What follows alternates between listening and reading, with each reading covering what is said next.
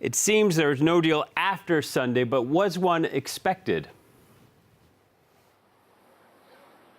Yes, Sudan has woken up to no deal this morning.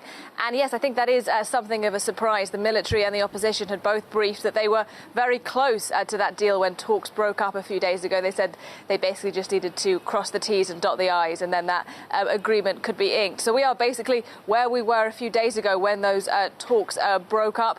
That is to say that we know there is a plan for elections in Sudan, a democratic transition in 3 years' time. In that intervening 3 years, there'll be a parliament here which is dominated by the opposition that is negotiating that deal with the military.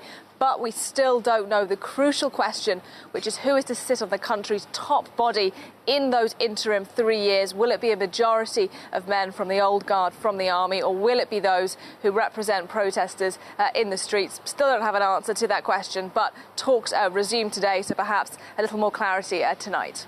Nadia, there was some hope that this might be taken care of even last week. As this drags on, are protesters becoming more and more frustrated?